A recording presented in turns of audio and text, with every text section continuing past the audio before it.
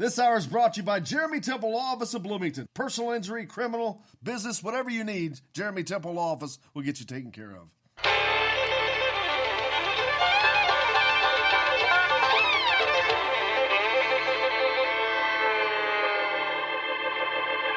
Well, we're coming to your city. Gonna play our guitars and sing you a country song. We'll all be flying higher than a jetliner. And if you want a little bang in your yin yang, come along. Well, come on and welcome aboard Indiana Sports Beat with Cornell Larry coming to you here on this Friday. Post-Gator Bowl celebration, Indiana gets the biggest win in football. Wait, what? I'm sorry. I was just handing something. Wow. Indiana snaps the jaws of beating Tennessee in the Gator Bowl. Talk about that, of course. Dustin Schutte from Staff Tradition is going to join us. And, of course, from Illustrated Indiana will be along as well. Todd Lee. Welcome aboard. How are you, man? I'm good. Disappointed, just like every other Hoosier fan right now. Got some disappointment going on. It was so close. It was so many woulda, coulda, shouldas right now. Yeah, that's a new level of disappointment, I think. We've seen a lot of things in the past, but man, that's another level. But it is what it is, and man, I don't know what else to say. Yeah, I know. It is very frustrating because of the, it's like anything in life when you have a great opportunity and you let it slip away or it gets away from you. It's just disappointing, and you're not mad, you're not sad, no, you're just disappointed, and that's really where this one sits for me right now. I mean, they had so many different chances, and honestly, I know the glaring thing that probably stands out is the onside kick, but I mean there was several other opportunities. The end of the first half was. That's just those are just mistakes at the end of the year you can't make. If you make that in game 1 or 2, you kind of understand. But that clock management at the end of the first half is just, obviously it could have been the difference in the ball game, and it just those are just little things at the end of the year you can't have happen. Timeouts in the first half. They only had one timeout for basically the entire fourth quarter. Don't know what was going on with that. Just a lot of things that leaves you really scratching your head that these were all coaching decisions. These were all coaching gaffes, and it's not just one. And that's a scary, scary thing. Yeah, but I mean, you could say it that way, but I say this all the time, whether it's football or basketball or whatever it is. In college, when teams make mistakes like Indiana made yesterday, people tend to blame it on the coaches. And when they play really well and the players execute and things, they win and things go great, they tend to give all the credit to the players. And so, believe me, I'm not sitting here saying the coaches are not mostly to blame, if not all to blame in this. I'm just saying there were some things the players could have done that would have overshadowed, and that's not a rarity. I mean, that's not a thing that doesn't happen. I mean, coaches make mistakes just like players do, and a lot of times the players are capable and able to make up for it. And last night there was some silly mistakes that they were big time mistakes, and they could have been corrected by either the coaches or the players. Absolutely. Yeah, missing an extra point, obviously crucial because it was the margin of victory for Tennessee. Right. And then, you can say the 52-yard missed field goal, but that's a 52-yard field goal, and it's still tough to get. So I'm not going to hammer on that, especially for the fact is they shouldn't have needed the field goal. And you're right. You're absolutely right, and I agree with you. But there's no doubt this unbelievably inexplicable loss lies squarely on the shoulders of Allen and what he is. But I've got to be honest, and this was a horrific loss because he pretty much squarely responsible. He talked about it in the post-game show of acknowledging the possibility of an onside kick. Yet they still, not only did they not have their onside kick team in there, they weren't even prepared for an onside kick with whoever was in there. And that's why that kick's successful. And Tennessee's Coach Pruitt said that in scouting them, we knew that we could get it. And he was right. And Indiana did not make that adjustment. If you just looked at the way Indiana was lined up, I mean, I said it prior to the kick. If you just look at the way Indiana That's the sad thing. It didn't make any sense. Like if you want to burn that last time out to get somebody in the right spot, that's the time to burn it, because that's a game changer. That's a difference maker, obviously, at the end. But I think the odds, you always think onside kicks are not going to work, and the timing of the game, I'm not really understanding that philosophy. I mean, the coaches were talking about there was still 4:20 to go in the game, so why would you onside kick it? That's kind of like Alabama, what Nick Saban was a couple weeks ago, getting mad because Auburn ran a trick play on a punt, and you're just like, what are you talking about? Like I've seen teams onside kick to start the game. I've seen them onside kick to start the second half.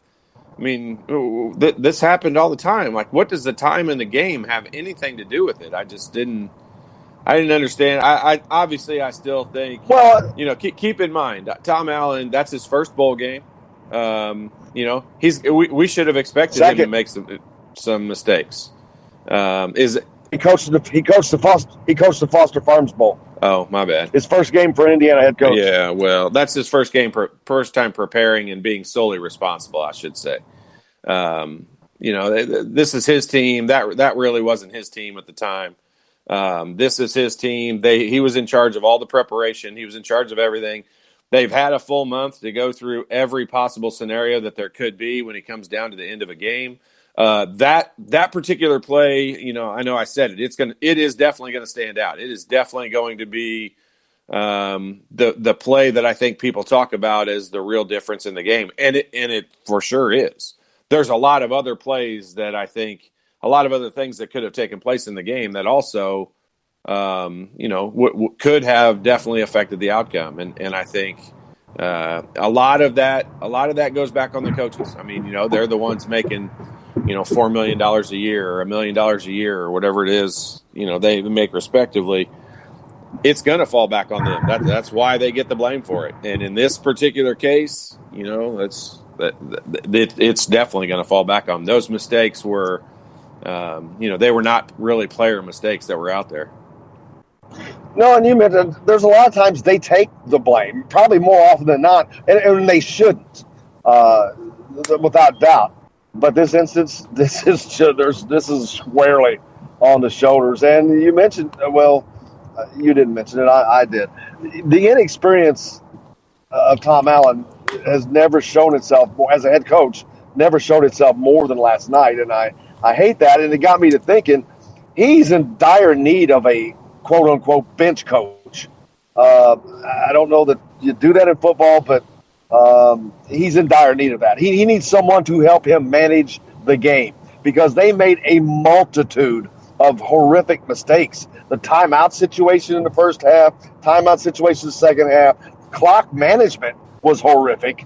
It was a comedy of errors. It was unbelievable that it was coming from a coaching staff. And I don't want to harp on it all day, but you can't escape. It's the reality. It's truth. And because Indiana should have won that game last night. And, you hear people talking about Indiana football, and this is why Indiana football is considered what it is when they do things like this. Yeah, no, I agree with that. I just, if you try to flip it and take the positives out of it, I'm probably the only person I've heard say going into the game that, they could still have a lot of positives come out of this game, even if they lost. And I think they do have some positives that came out of it. One of the things I'm really surprised at is kind of the lack of statistics. I was really expecting to see, Whop Fillier with a big day and Freifogel with a big day, and I thought Samson James would have a much bigger impact. I thought Indiana would look a little bit better offensively. I really thought that they I think that it was talked about during the game by the broadcasters, and I think that it was kind of obvious that Tennessee was the bigger, more physical team. And I thought there were spurts where Indiana, defensively especially. I mean, if you want to have a glaring players of the game, it was the defense. I mean, the defense was by far the MVP for Indiana, and they kept them in it. Otherwise, start that football game, Indiana had been down 14-0 pretty easily. And so the defense is something you can definitely look at as a positive and build off of. I don't think we would have said going into the game the defense would have been the highlight, but there was some. No one had a great performance. I mean, other than Peyton Ramsey. I mean, Peyton Hendershot. I mean, he looked good. Other than those two guys, I mean, who really had an outstanding performance? There really weren't any. You are exactly right. Everything you just said, I agree with 1,000%. The defense showed up and showed out. They bent in that first half, but they never broke. They gave up a ton of yards, but they did not give up points. They kept holding Tennessee to field goals, and Indiana looked horrible offensively, but you got to give complete credit on that to Tennessee. You're right on their front line. They just dominated Indiana and did not allow them time to throw the ball. They didn't allow running lanes, and they did a superb job of shutting them down. Then I give credit to Indiana of coming out and making the adjustments needed in that second half to get things going, along with some toppling defensive play from Jamar Johnson with a 63-yard pick six, which was huge. But you were exactly right, and no one had a great night. Peyton Ramsey was the guy that probably had offensively the best night. I had some people ask me, where was Bob Fillier? They just didn't seem to get into a rhythm. One catch for 1 yard. I mean, that's just, when you get to those big games and you've got the. I mean, he's a character. He's a guy you want to have on your team. He's fun. He talks all the trash. He's got a crazy nickname. He's the fun guy on your team. And in these games, he's got to be the guy that steps up. I mean, he's their Odell Beckham Jr. He's their guy that's got to step up and make big plays. And there's no other way to say other than he didn't. I mean, he was pretty much non-existent. And the passing game, I mean, the yards added up, a lot of it based on, little chunk plays that ended up picking up 8 to 15 yards. And I'm not complaining about that. I like when they do the check downs. But I mean, Indiana did not look speed-wise, they're guys who we consider fast for Indiana. I mean, I don't think that they stood out as glaringly more athletic than Tennessee's defenders. And, once Jennings got to play in the second half, I mean, it was really probably only a matter of time before he had an impact on the game. And third quarter, he did nothing. But in the fourth quarter, he made a couple of big plays. And that's what big players do. They step up and they make big plays, whether you like him or not. You're absolutely, again, I agree with you 1,000%. And it's just a shame to see these seniors go out like this when they had the biggest win. I'm going to cut what would have been the biggest win in history at their fingertips, because this would have given them that elusive 9th win for only the 3rd time ever. And it was just been an incredible finish to what a lot of people call this a great season. It was not a great season. Right. They went by beating teams they were supposed to beat. They didn't beat. Yeah, I'm not going to go over all that again. But it was not. It was an okay season that just looked better on paper, or really was. But man, yeah. I mean, they've got to make this. They can't go on like that. There's got to be. And that's why when I talk about hiring an offensive coordinator, that they need someone who's experienced. You cannot hire another guy bringing him up. Now, they really hire from within. I just will be totally befuddled, because you've got to have experience and someone that is there to say, hey, man, we got to look out for this, because getting.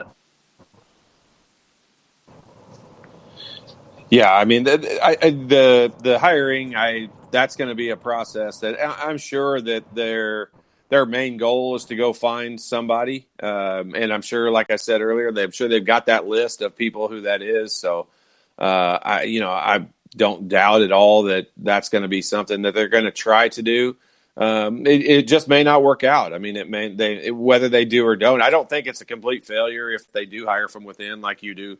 But still, beyond that, I mean, they've still got to build off of this season, and they've got a lot of momentum. Now, I'm with you. I think some of that momentum is kind of, self-created in that they're hyping up their season a little bit more than what it was. I mean, I think it was a good season. I think they did about what they were expected to do. They won the games that they were supposed to win, and, they came really close in some of the big games that as Indiana football fans, we know they usually don't win. And so it's not a year you're going to look back on and say, you can say that's the year it kind of started going in the right direction, but this is not the year you're going to look at and go, oh my gosh, that was a Cinderella dream season. And, we accomplished so many things that we shouldn't have accomplished. And I said this for the last couple of weeks, that Indiana has, they finished about as good as you can possibly finish. I don't think there's any way they could have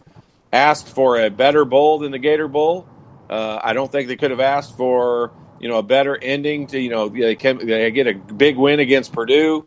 They've got a lot of momentum going into a bowl game. I don't think they could have asked for anything that more they almost lost other than a win, in the bowl game. And that's about all they could have asked for.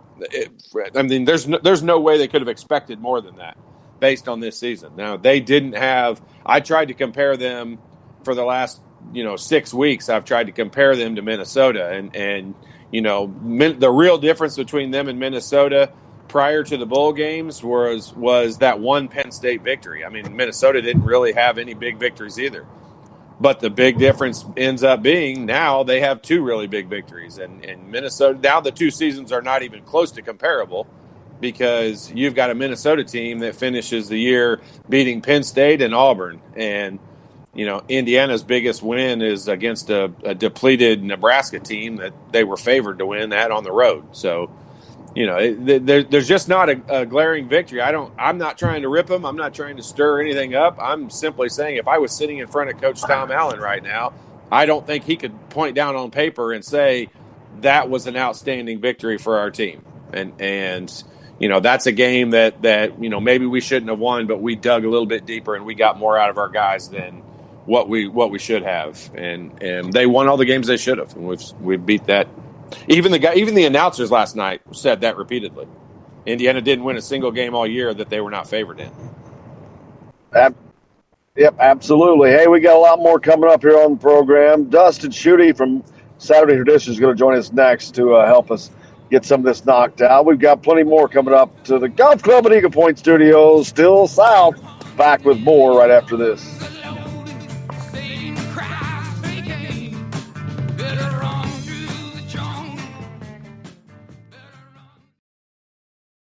Hello, everybody. Jim Coyle from Indiana Sports Beat. When I'm not covering the Hoosiers, you can find me at Bubba's 33 in Clarksville, located on the northeast corner of I-65 at Veterans Parkway.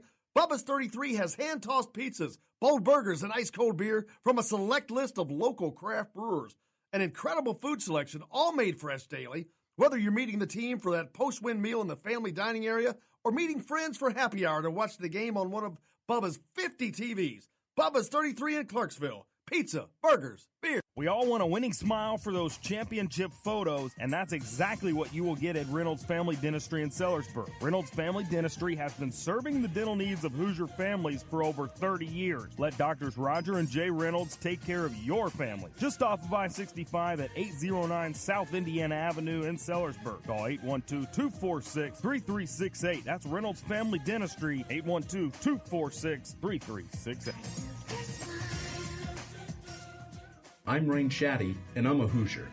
As a toddler, you could always find me running around in a cream and crimson onesie and a red IU hat reminiscent of those worn during the world-famous William Tell timeout, shouting, "Go Hoosiers!" Like many other alum, I chose to make Bloomington my home. As a civic and alumni leader, I have become very knowledgeable about our community and would love to share my insights with you as your realtor.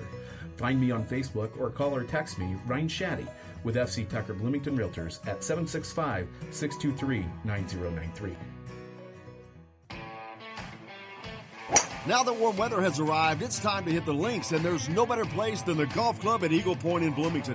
Voted best golf course by the readers of the Bloomington Herald-Times, the golf club at Eagle Point is under new ownership, has new fairways and bunkers, and it's open to the public.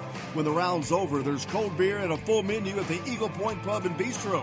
Call 812-824-1100 to make it tee time. That's 812-824-1100. The golf club at Eagle Point in Bloomington. This is AJ Moye. This is Dan Dawkins. Hey, this is Michael Lewis, former Indiana basketball player. This is Indiana football coach Tom Allen. This is Jim Coyle with the Indiana Sports Beat. You can always like and follow us on Facebook. Always follow the show rebroadcast on iTunes, Google Play, iHeartRadio, Spotify. TheDailyHoosier.com is a great place to sign up for each and every day. Or, of course, on 97.7 The Ref in Evansville. Bad theater seats, cheap Halloween masks, my apartment, all things with obstructed views. Add to these large trucks and buses. 18-wheelers and large buses have big blind spots, and like my apartment, they don't always have the best view. Bus and truck drivers deal with blind spots around the entire vehicle. Always take care not to ride alongside or too close behind them. Our roads, our safety. Learn more at sharetheroadsafely.gov. Hey, this is Jordan Halls, former Indiana Hoosier. Keep up with Indiana sports on Indiana Sports Beat. Today's guest is brought to you by Reynolds Family Dentistry of Sellersburg. You need $1 million smile for those championship photos, and that's exactly what you'll get with Reynolds Family Dentistry.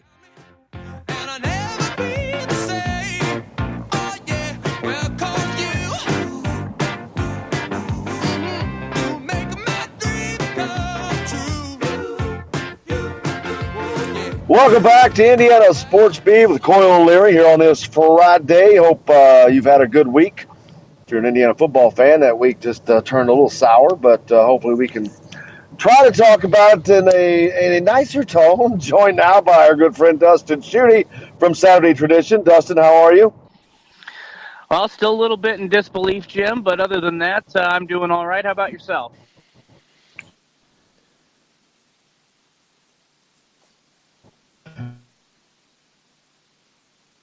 Did we lose him? I'm here.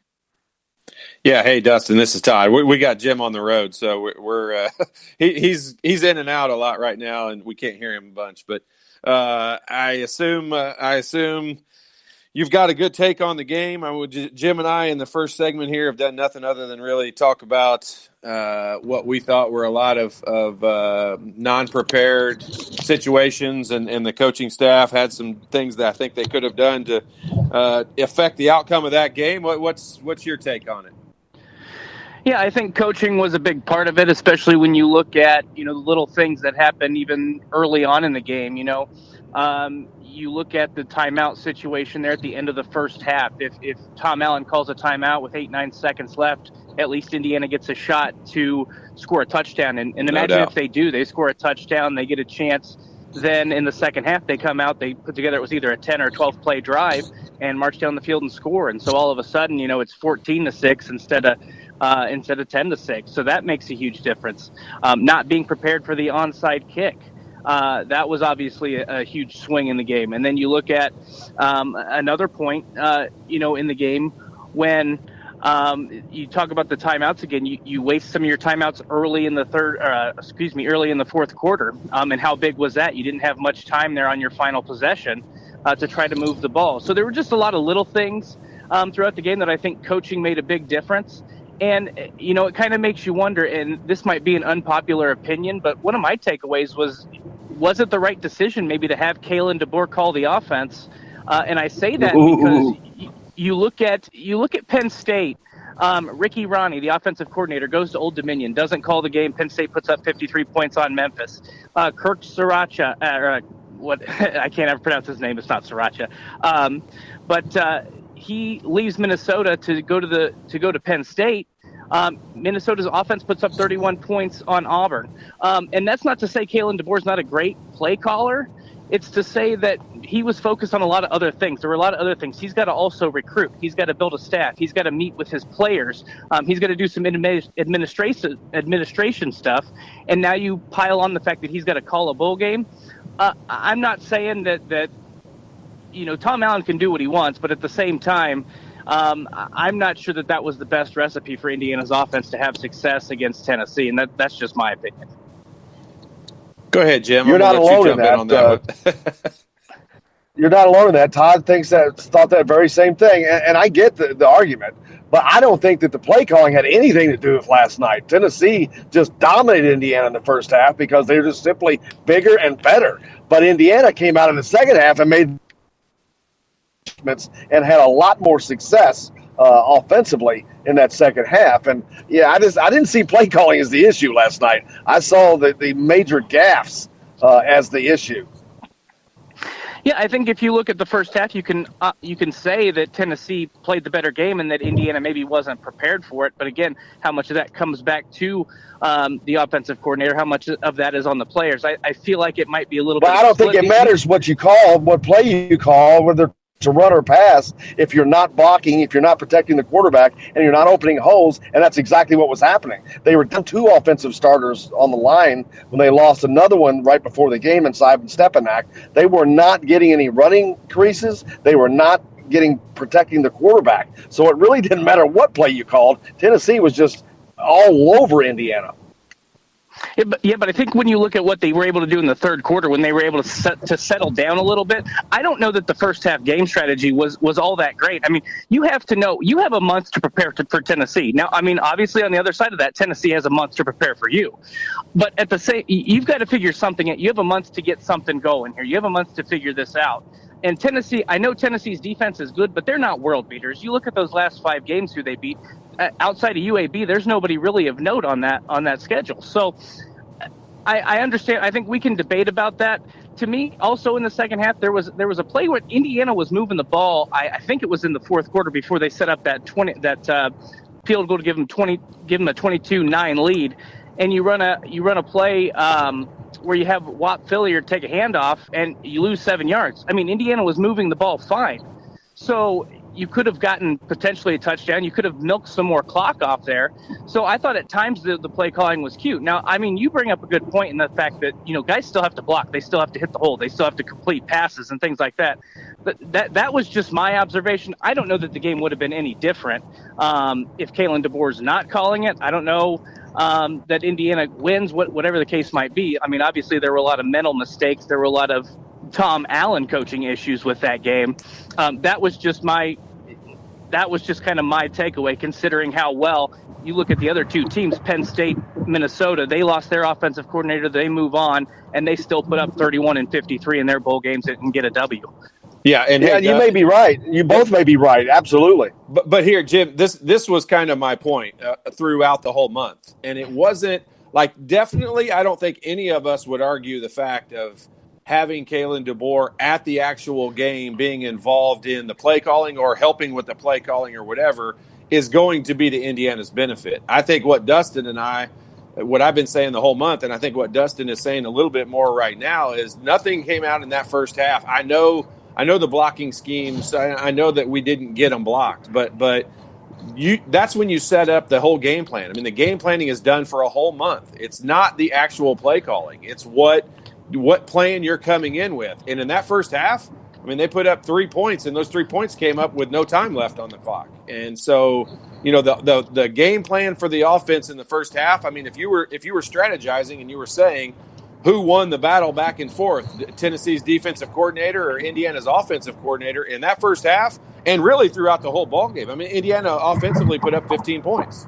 I mean, that's not Indiana's output. And I think if you would have said going into the ball game, hey, if Indiana only puts up 15 points on the offensive side of the football, it's not going to be that's not going to be their best output, and that may not be the strategy Indiana needs to look at in the future when it comes to keeping the offensive coordinator. Now, having him there yesterday, Kalen DeBoer, I wanted him there yesterday as well. I just think there should have been some other stuff put in place throughout the month that involved, game planning and who was going to be designing something different. Because I don't think Indiana came out yesterday and surprised us with anything we haven't seen all year long from Indiana offensively.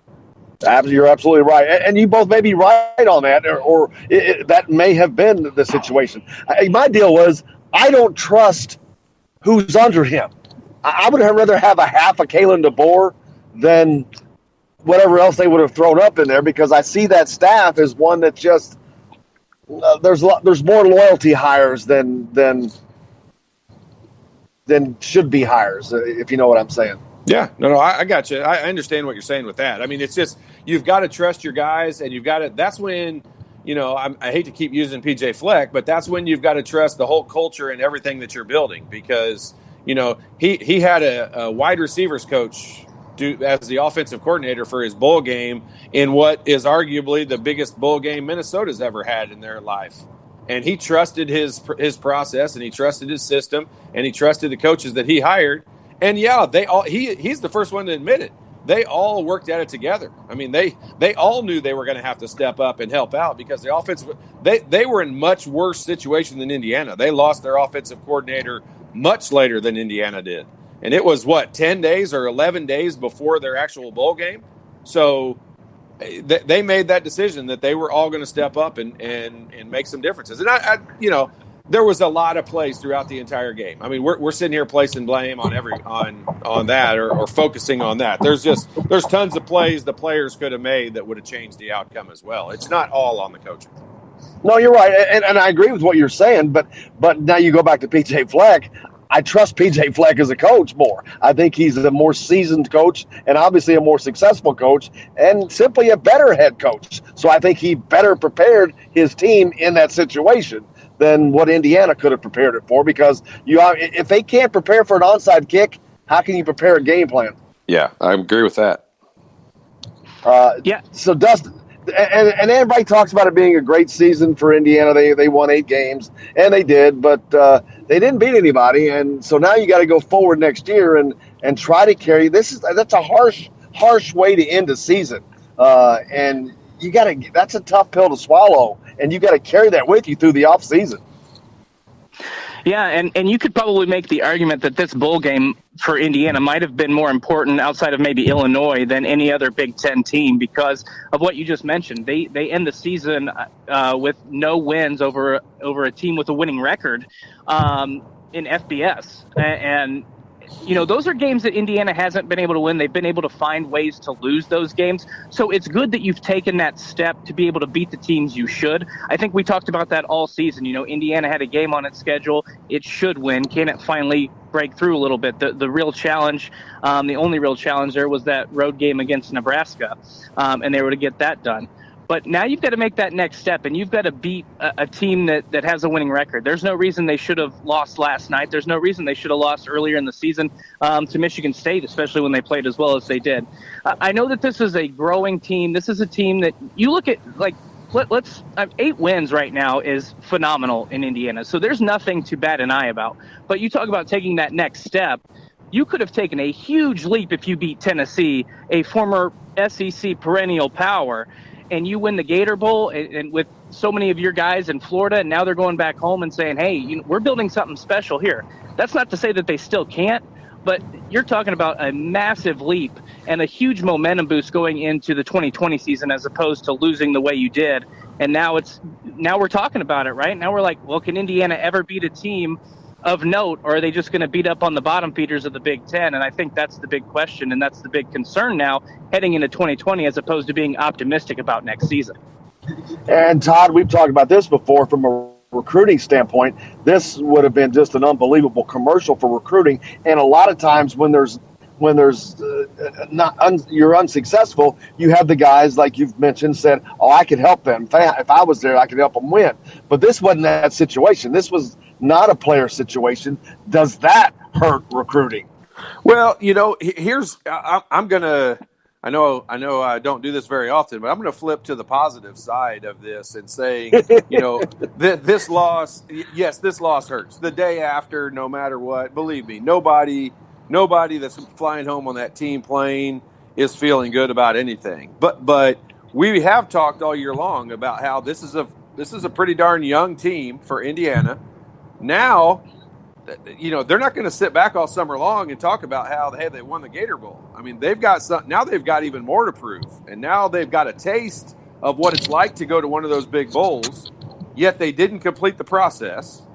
And now they've got something to work at all year long that gets them over that hump. They're not stupid. These guys are not. They read social media. They know what we all say about them. They know they can also. They're not unrealistic. They can look at it themselves and see what's on, what their schedule was and who they beat and what they did. This gives them, I think, something to hang up on the wall. Know they had a great opportunity, and like I said, to start the show out. I mean, whether it's in a football game or a basketball game or in life, when you've got a great opportunity in front of you and you don't capitalize on it and take advantage of it, it's very, very disappointing, and it's sometimes it's hard to get over. And this is something that they can use as wall material in the locker room and put it up, and it's another goal to strive for. And they've got a bunch of young players that get to come back and try to get them to the next level. This team got them. They got them kind of at the top of the hump. They're not over the hump yet. And these players that are still there have something to play for to be that team that actually gets them over the hump. Yeah, I agree. And they have the talent. But my fear is this was this was coaching issues. But these are coaching issues that have happened before. But they happened again. And why would they not happen again in the future? Well, here's the thing, though, because we're adults. And we're looking at these as kids, and these are young guys who are young age, and they have a chance to improve and get better.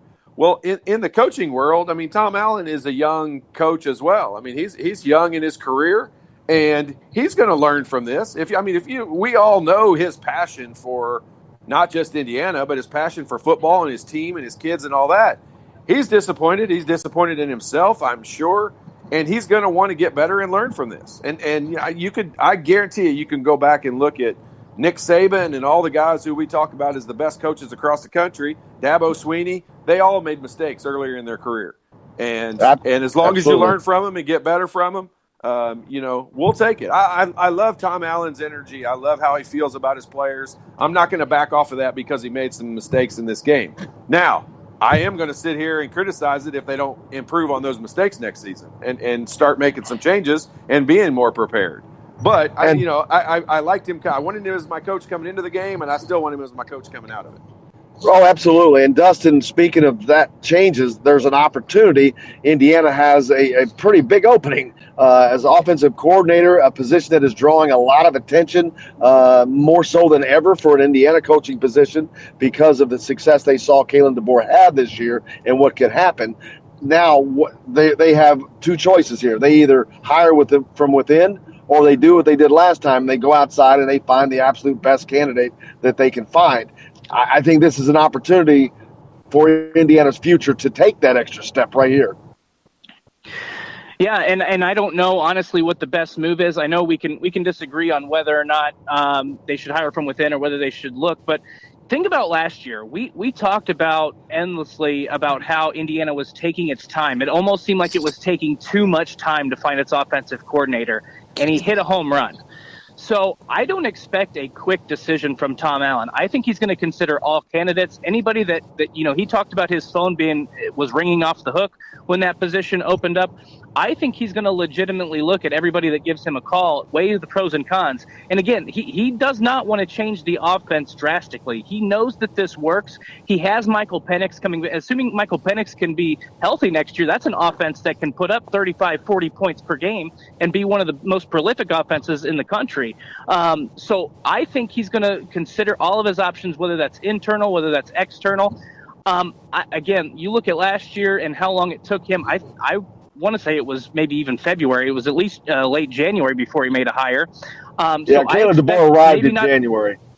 Yeah, and so I don't expect a quick decision. I expect a long, thoughtful process because Tom Allen knows just how important this is, because if he gets it wrong and Indiana takes a step back, especially with Fred Glass not being there, a new athletic director, they could start looking elsewhere, even considering he has a nice contract. And that's not to say that he's going to be fired next year or whatever. But you want to keep with a new administration, with a new athletic director, you want to keep this thing moving and show you're making progress. You don't want to go in the opposite direction and give fans a reason to be skirmish and upset and start, filling up the new athletic director's email inbox. Absolutely. Do you think the result of last night and the reason and what led up to that has an effect on whether it is an internal or external hire? I really don't. I think what you said was probably right on, in that Tom Allen is a pretty loyal guy. And so he maybe trusts his guys a little too much. But I think that a lot of coaches learn from that. I feel like that's an issue. Look at what Mark D'Antonio, he's going to have a big decision coming up. He made the wrong decision this year because he's insanely loyal as well. Pat Fitzgerald this year had to part ways with Mick McCall because their offense was abysmal. There are a lot of coaches that have success when they're loyal. There are a lot of coaches that have to make those tough decisions at some point down the road. I think maybe last night was a wake-up call to Tom Allen. If he thinks somebody in his on his staff now can fulfill that role, I think he'll give them a shot. But at the same time, I think he understands how important it is to keep momentum rolling at a place like Indiana, and I think that he's going to make an educated decision and fill this position however he feels the best position is for. Absolutely, because if this decision does not work, with a new athletics director coming in, that could be a career decision for him. Yeah, 100% it would be. And again, that's not to say that he would be fired in a year or 2 years or maybe even 3 years, but you put yourself on the hot seat a little bit if you take a step back. And that doesn't even necessarily mean that Indiana has to win 8 games next year. You'd like to think they could get to 8 or take the next step and get to 9, maybe push for 10. But if you are getting more competitive, if you're winning the games you're supposed to win and you get an upset victory, if you beat a team like an Ohio State or a Michigan or even a Penn State next year, that's signs that this program is taking the next step. Those are games that this program has not won. So you want to keep the momentum going and show that this wasn't, again, a flash in the pan, that this is something you're building for the future. It looks like it is when you look at the recruiting classes he brought in. I know that this year's 2020 class isn't great, but having the 2 highest ranked recruiting classes coming in, all signs are pointing to this program's going in the right direction. Today's a bit of a knee jerk just because of the way Indiana lost. But again, you have to show that this is sustainable. And I think it's really important for Tom Allen and the Hoosiers to at least get to 6 wins, show that they can get to consecutive bowl games and keep this thing rolling. Absolutely. Dustin, I can't thank you enough for joining us as always, man. We really appreciate you. Hey, thanks, Jim. Thanks, Todd. Have a good one. See you, buddy. You betcha. Dustin Schutte from Saturday Tradition joining us. We got lots more coming up. Next segment, we're not talking any football. We'll find something to talk about, even if it's the weather. We'll find something fun to talk about. Todd, how's that? I'm good. Sounds good to me. All right, buddy. We'll be back with more Indiana Sports Beat with Coy O'Leary coming back to the Studio Golf Club at Eagle Point Studios South right after this.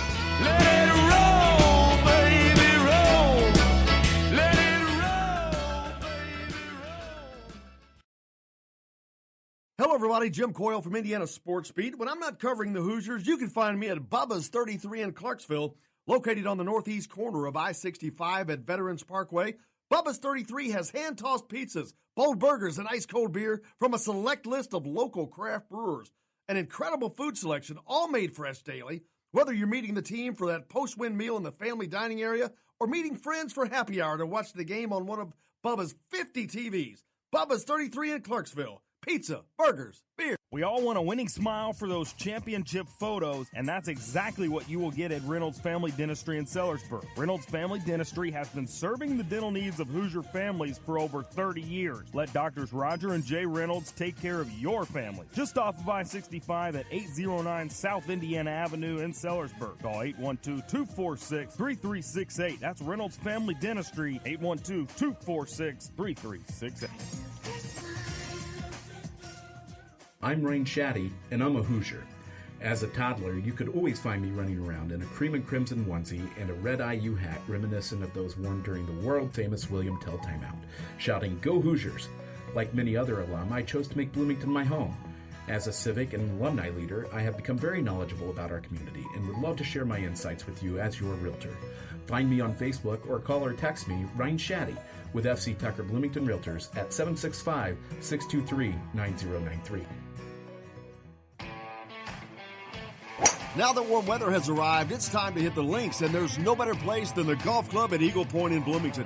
Voted best golf course by the readers of the Bloomington Herald-Times, the golf club at Eagle Point is under new ownership, has new fairways and bunkers, and it's open to the public.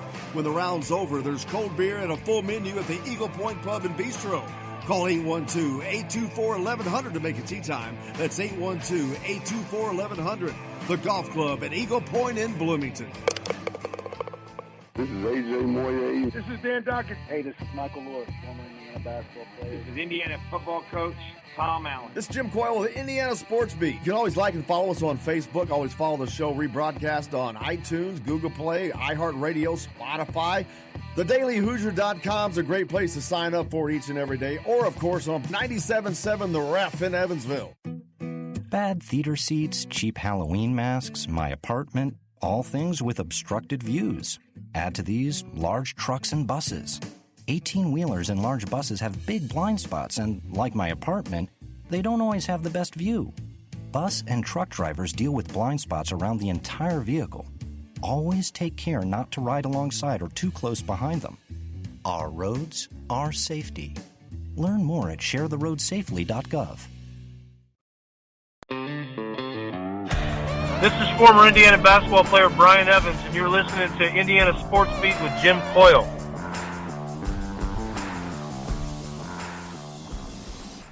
This segment is brought to you by Bubba's 33 in Clarksville. Pizza, burgers, beer.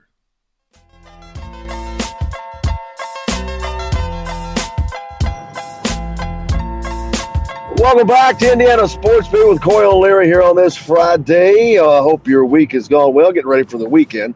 I'm en route traveling back to Indiana from Jacksonville, Florida. Indiana basketball gets back underway on that's tomorrow at noon. Wow. Yeah, you're going to have a quick turnaround by the time you get back. You get a quick nap in, and it'll be time for a basketball game. It's almost like Don Fisher. Don's got to get back, travel. I think I overheard him say that they'll land in Indianapolis around noon today, and then he's got to go home and pack and change clothes, and they take off for Maryland. Yeah, that's poor timing on Fish. That's a coaching mistake on Fish's part, because why would he not just fly directly to Maryland from Jacksonville? But anyway, just a coaching mistake on Fish's part. Yeah. But I'll let you bring that up. Indiana taking on the Terrapins. I'll pass on that.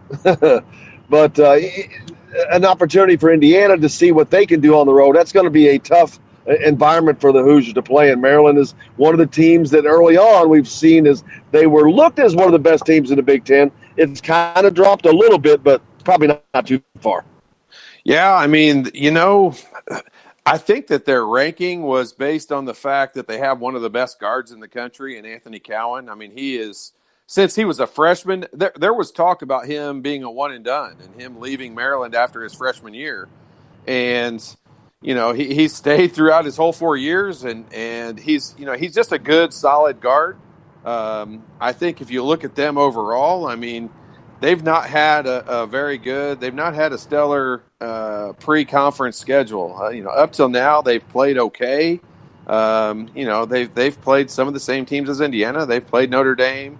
They're good. Like on paper, they should be pretty good. They just are not playing very well. And they've got kind of one of the same issues that Indiana has, in that they don't shoot the ball very well. And so this could truly be a game, especially Indiana being on the road. This could be a game that's just got some ugly shooting involved in it. And, as I say that, they'll probably both come out and shoot 60% from the field. But, Maryland's a team on paper that I think they got their early season ranking based on the fact that they have a really good guard. That's the same reason I think Michigan State was voted number one preseason overall, because of Cassius Winston, and I think Maryland was rated up there in the top 5 as well because of Anthony Cowan. And honestly, I don't think either one of them is I don't think they've carried their team to the level that people expected them to be. And Maryland's dropped all the way down to number 15, and quite frankly, they've not even played that well recently. I mean, they got beat by Seton Hall at home. They lost on the road to Penn State it was an 8-point or 7-point game, and they really weren't even that close. They were out of that game the whole time.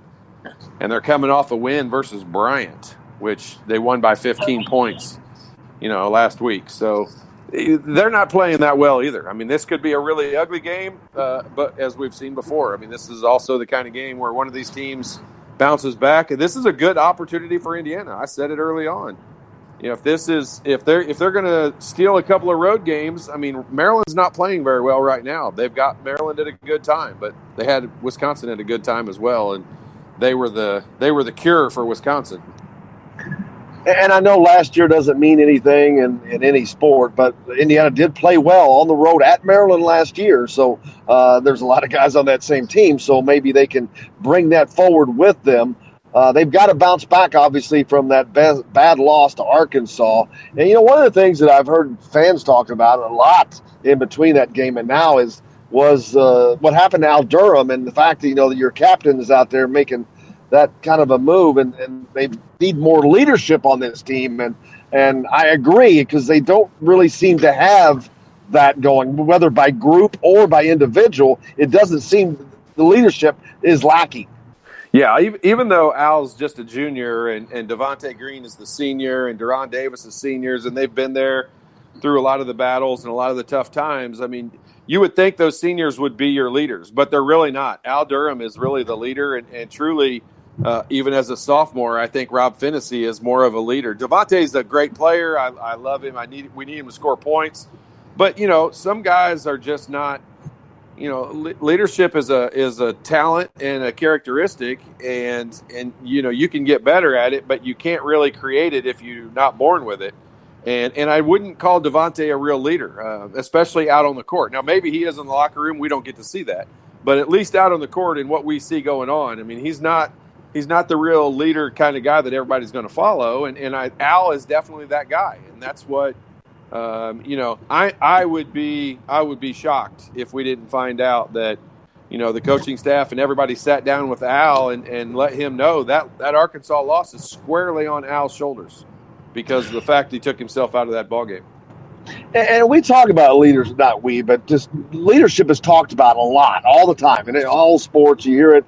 But what does on-the-floor leadership really mean? What's it mean to a player who's on the court? What do you need? It's different players lead in different ways. And we had Calbert Chaney was our overall leader on our team, but then we had other guys that would lead and do it in different ways. And they would look to me on the team to, like, I was always good at understanding situations and the statistics of other players. So in huddles and in things like that, like, somebody usually does a lot of the talking, and obviously, I do a lot of talking. So in those huddles, like, I would be reminding people that, hey, Calbert, your guy's got 3 fouls. Let's make sure you drive the ball. Or, hey, guys, we've shot 4 3-pointers in a row. Let's make sure we get the ball inside. Or we're in the bonus with 9 minutes to go. Let's shoot, 13 free throws to finish this half out, and things like that. Like leaders, they recognize the situation and they figure out, a way to take advantage of it. And that Calbert was a much different leader. Calbert was more of a silent leader, but he just worked so hard and he always did the right thing. He was always in the right spot. He was always there helping on defense. He did the stuff that the coaching staff had taught us and wanted us to do. Calbert was always there. He was the leader that, everyone wanted to follow. And wanted to do the same things Calbert did because he was always in the right position. And so, there's just different types of leadership. But this team needs somebody that's going to recognize situations. They need that Arkansas game alone, like there was just so many different opportunities for somebody to step up and realize, hey, we're in the bonus. Let's start driving the ball. Hey, we've not thrown the ball in the second half inside hardly at all. I have watched that game so many times now, it's disgusting, and I have zero life apparently because I just can't. Once I finish watching that game, I just turn around and start watching it again. And you're a sadist. I'm a weirdo for sure. But in that first half, I mean, they were throwing the ball inside. You could obviously tell it was a point of emphasis. In the second half, It wasn't. And if it was, they were failing at it miserably. And that's a big deal. That's a big difference. And they've got to have somebody that steps up and sees that on the court. And, I said this the other day to you, there was something going on with Rob Finney. I don't know what it is. I'm not trying to make something out of nothing. I hope it's nothing. But man, he didn't look like himself. He was making plays that were not Rob Finney type plays. And then at the end of the game, after he had almost airballed 2 technical free throws that were huge in a half when Indiana's struggling to score the ball, they take him out of the game. And I would consider him Indiana's 3rd best scorer. Trace Jackson Davis is probably number 1, and Devontae Green is number 1B. And Rob Finney is their next best scorer. And Al Durham can be that guy that's right there with him. But, obviously Al wasn't on the floor, and then they didn't even have, and he was able to play, but for some reason they didn't have him in the game. And it wasn't a coaching decision. I think there was something going on with Rob that we didn't understand or know about. So they've got some issues that they've got to get cleaned up. And that tomorrow's a great opportunity. I mean, this is a weird game, though. You're traveling on the road, and you're playing that early 12 o'clock game. I mean, they're going to wake up and have pregame meal at 8 o'clock in the morning. I know that doesn't sound like a big deal to those of us that live in the business world and get up every day, but it is to a college kid. You got that right. Maryland is we'll talk more about this in the next hour, but Maryland is a team that Indiana traditionally matches up more normally with, as opposed to, say, Arkansas, who had that very, very small lineup. So we'll talk about the matchups between Indiana and Maryland.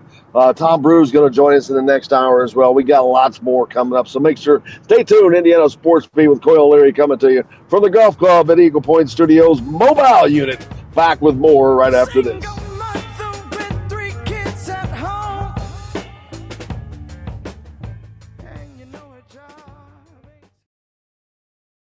Hello, everybody. Jim Coyle from Indiana Sports Beat. When I'm not covering the Hoosiers, you can find me at Bubba's 33 in Clarksville, located on the northeast corner of I-65 at Veterans Parkway. Bubba's 33 has hand-tossed pizzas, bold burgers, and ice-cold beer from a select list of local craft brewers. An incredible food selection, all made fresh daily.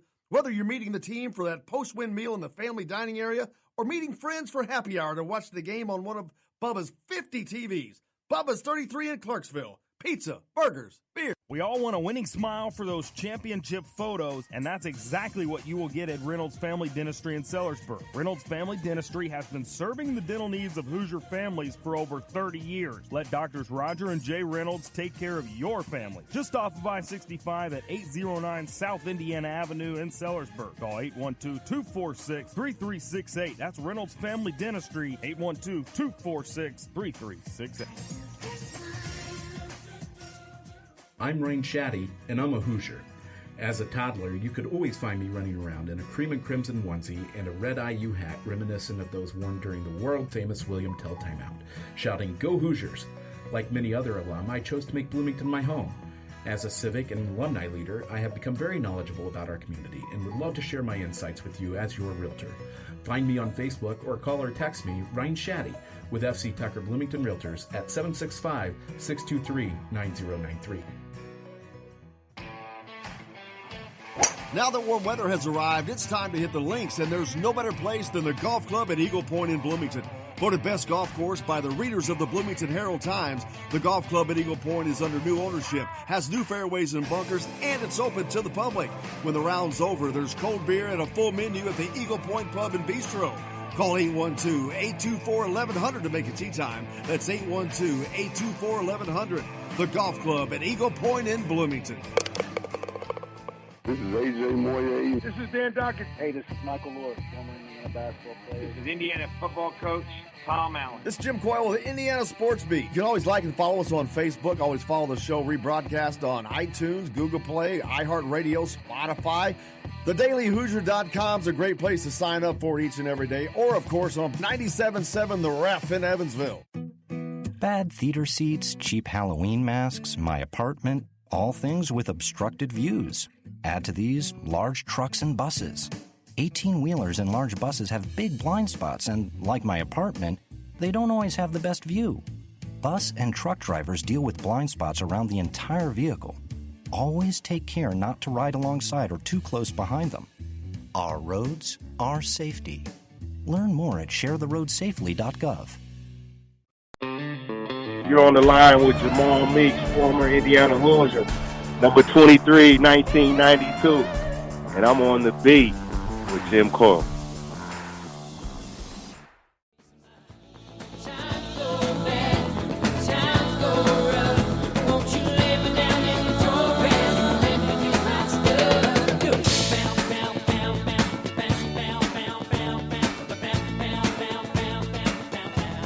Jimbo Fisher, you back? Welcome back to Indiana Sports Beat. Coyle and Larry with you here on this Friday. Hope your week's going well. You've got big weekend plans. Of course, Indiana has basketball has big plans. They're going to be leaving for Maryland here. Maybe already. I don't know. Shortly. Probably not yet, but they'll be leaving here shortly. Yeah, and you mentioned that early turnaround, and yeah, you're right. I mean, you got to travel. You got to. Although they travel today, you got to travel. You got to get someplace. You got to sleep in a strange bed, which they do that all the time. But that early turnaround, you got to get up earlier. You got to start. Not only do you have to get up earlier, though, you got to start everything. You got to start your body, get the food in you, and then you got to go out and do walkthroughs or whatever they got to do, and get in this game mode in the morning. Yeah, 12 o'clock games. I don't care if they're home or away. They're never fun, just because it's hard to, once you get out there and play, it's fine. I mean, once you get in warm-ups, everything's fine. It just is a matter of I am seriously sounding like a complainer here, because I say we hate the 9 o'clock games and we hate the noon games. So I got a short window of when I like. Well, it's obvious reasons. It makes it difficult. It's just true. I mean, when you're talking about your body being in optimum condition, I mean, obviously, I've said it before. Those 3:30 games are the best, because it gives you a chance to sleep in just a little bit. You get a couple of meals in before you play, which is nice to get digestion going and get everything rolling, and then you have a chance to get out there and get your body loose. And those morning games are.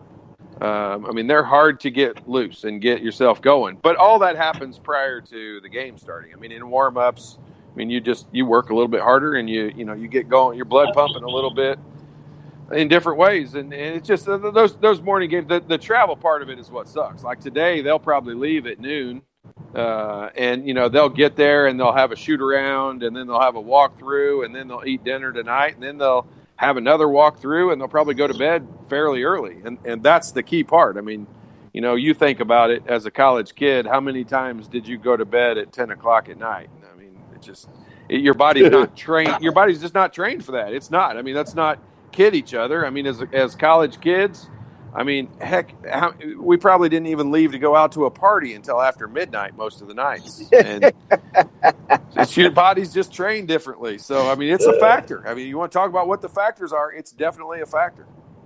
And then you add to the fact that it is a road game, a noon road game. How hard is it to get off to a good start with that scenario? Well, that's where I don't want to say it's hard to get off to that, but you have to make it a focus, and you really have to. You've got to think about it. You've got to take all these things into consideration. When you're a kid, I try to tell my kids stuff about this all the time. And, I was just talking to my oldest son yesterday about eating healthier and how good it is for your mind. And if someone would have told me that when I was 20 years old, I'd have been like, what are you talking about? Like, that's just stupid. Like, none of that factors into it at all. And you're just a kid. Like, you don't know any better. You don't know all the things that go along with it. And, they've got nutritionists now and things like that we didn't have back then. And, they do things a little bit differently to make sure they have themselves in optimum condition for these games. And it's just got to be a factor. It's got to be a focus. You got to know going into that game, it's going to be a little bit harder to get yourself jump started. And as long as you know that going into it and it doesn't catch you off guard, you'll be prepared for it and you'll handle it.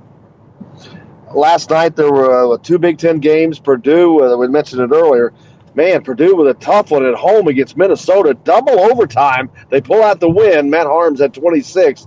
But, that's a close one. And Minnesota's not one of those mid to upper level Big Ten teams. Yeah, neither's Purdue though. And that's right. I'm not even taking an opportunity to take a shot at Purdue. I mean, they just they struggle, and I'm just telling the truth. Yep, it was evident on the floor. I mean, that's a game. Minnesota, they couldn't stop Minnesota, which is not usually the MO of a Purdue basketball team. Usually, defense is the thing they can rely on and fall back on. But man, they struggled to stop Minnesota, and you know. That game last night was probably real indicative of what the whole Big Ten is going to be like, and you're never gonna know, you know, who's going to come in and catch you on a good night or a bad night or what it's going to be. And there's the teams that can separate themselves. Michigan State last night. I mean, we talked about Illinois, and they're kind of, you know, they're a hit or miss. And Michigan State did exactly what you've got to do. They come out and they punched Illinois in the mouth, and they were up by 20 the whole game. And that's, you know. The teams that can do that, especially on all their home games, is going to have a distinct advantage. And Michigan State, you know, they showed last night they're probably going to be one of those teams that does that. Yeah, because Illinois is one of those mid-level teams. They're not an up-level teams, but they've got some talent on that team. They're not great, but they're going to be a team that's fighting for a spot in the postseason. They're going to be a tough out when you go play there. And for Michigan State, that shows that they're kind of regrouping a little bit. Yeah, they are, and you know, I mentioned yesterday they Cassius Winston had sat out. You know, he had sat out the prior game to that. Well, he was back playing last night. He had an outstanding game. So, you know, they're going to be, you know, right now they're probably separating themselves a little bit. I mean, I think, if I'm not mistaken, aren't they the only undefeated team in the Big Ten? I mean, they're the only team that's gone 3-0 so far. So yes, you are correct. You know, that's already separating themselves a little bit. Now they had an easy schedule. I mean, I think their two early game. Yeah, they played Rutgers and Northwestern, so they were the beneficiary of a super easy schedule in the two December games they had to play. But and then, you know, they start out with a home game, so they should be 3-0. But there should be a couple of other teams that are also, you know, 2-0, looking to go 3-0 this weekend, but there's not, and that's what, you know, it's kind of what we're talking about is that who's going to be those upper level teams. Like I'm telling you, this Maryland team is not, you know, they're not an upper echelon Big Ten team right now. I mean, Ohio State is for sure. I think Michigan is probably up there, and then I'll be honest with you, I think Indiana is right there with Michigan. I think that they have the opportunity to be right there in that, you know, third, fourth, fifth spot of the Big Ten for sure. And it's just a matter of going out and playing. They don't even have to do anything crazy. I think they've just got to play right to their abilities, and Indiana will separate themselves in that top tier of the Big Ten. Well, if you're right, you're going to make a lot of Hoosier fans happy. But we'll get that opportunity to see that tomorrow. And speaking of which, can't believe I failed to mention it yet, but you know what that means. You know where we're going to be. After the game with Todd Leary coming to you live back at Yogi's tomorrow. Should be around 2-ish since the game starts at noon. So you guys don't usually have too much trouble finding us, and we appreciate that. But, yeah, after the game returns tomorrow, after the IU Maryland game, which tips at noon. So looking forward to be back at Yogi's. Looking forward to be back in Indiana and just try to get this Florida taste out of my mouth. Yeah, that was you know, we talked about it going into that football game. I know we're not going to get back into football, but you know, they could come out of that game and not win the game. I think I'm the only person that said this all week, and everybody you interviewed, you know, yesterday morning, all the fans that were there, everybody would pat shoulders, and everybody was just talking about, you know, Indiana victory and Indiana win and win. And you know, I still didn't see it at that. I think there was a lot of positives that can come out of that game and a lot of learning experiences for both the coaching staff and the players. And it'll be this is probably the most interesting off season for football that we've had since I've been involved with Indiana, you know, in almost 30 years. So I'm real excited. Everybody's interested to see what they do with that offensive coordinator position. We're real excited to see what happens with the quarterback position. We're excited to see, you know, who's going to be the next players to step up. And you know, one guy, I don't want to get back into it. I know you don't either, but I think one guy we should have mentioned on the defensive side of everything is it Tywan Mullen? Is that his first name? Yes. I always say his first name wrong. Yes. Boy, no, you're right. You talk about separating yourself out and looking like, you could have played at any school in the country. That kid last night, he has a lot of people looking at him from here on out from an NFL scout perspective, because he looked like the best player on the field, and he was, not just for Indiana, but on the field in general last night. And they've got something to build on there with him too. And that kid has a great head on his shoulders. Every time I get the opportunity to talk to him, he was one of the people we spoke with last night. But he is he's beyond his years as far as a player and how a player thinks. It's man, when you're like, this dude's 18 and a freshman, but you listen to him talk, and his mind is in the right place. He's looking in the right direction, and I credit a lot of that because his cousins Lamar Jackson and his brother Travion plays for the Oakland Raiders. So he's got some good genes going. Number one, and he got beat up, just got the crap beat out of him growing up by two of the best players around. Right. Yeah, but you were asking me a minute ago about why is Calbert Chaney a good leader when he doesn't look like a guy who ever talks that much or does anything out on the field? And like I said, didn't describe different kinds of leaders and ways that they can actually lead on the field. If you watch the plays last night that Mullen was making, I'll bet you half of the pass breakups that he had, it wasn't even his man that he was going over and helping defend. He was the help defender, and he wasn't playing safety. He was coming off of his man and going over and helping on the other defensive backs and safeties. And it was just like the announcers last night. I mean, they had to have said his name 50 times on air last night. Like, they just couldn't get over how many times he was involved in the plays. And, okay, so there's my bright spot for the football program. But, this opportunity, us being back at Yogi's tomorrow, I feel like it was our second home for a while in December. It seemed like we were there every other day, but we haven't been there in a while. I'm excited to go back, and I really, I'm one of the optimists when it comes to this Indiana basketball team. I forget the Arkansas game. Now I'm going to say we were looking past them, looking at the Big Ten season, because I really think this team's got an opportunity to come out tomorrow and get things going and get everybody from a fan base perspective mind back on track. You're absolutely right. And one more thing about Tywan Mullen. There are a few guarantees in his life, but I guarantee you that is a future Indiana captain right there, because that's what captains are made of. Yeah, I'll be shocked if he isn't the captain next year.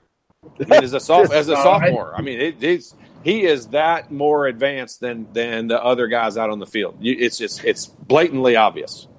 Yeah, and the last thing in regards to the game, nothing to do with play or on the field. We talked about the showing of the Indiana fans. They sold out their allotment of 8,000 seats, and going into it, I'm like, oh, wow, they've got a great showing here. I saw a lot of people in the hotels and whatnot. And then I arrive at the stadium and doing some pregame stuff outside, and I'm like, oh. Yeah. It was an orange crush. And if you saw the stadium last night, it was like 80% Tennessee. Wow. Yeah, it showed on TV, and it was, and I'm not ripping the Indiana fans. I'm saying, like, I think it was probably closer to driving distance game day for a lot of the Tennessee fans, or at least if nothing else, they drove down, the night before, because it was pretty obvious when they showed a panoramic view of the whole stadium and the shots from above. I mean, it was obvious that Tennessee probably had Indiana fans outnumbered 2-1 at least. Oh, it was, I'd say that they were 80% of the stadium. Yeah, it was close. It was crazy. Hey, we got a lot more coming up here on the program. Tom Brew from Sports Illustrated Indiana is going to join us next. You're listening to Indiana Sports Beat with Coyle Leary from the Golf Club at Eagle Point Studios mobile unit, back with more right after this.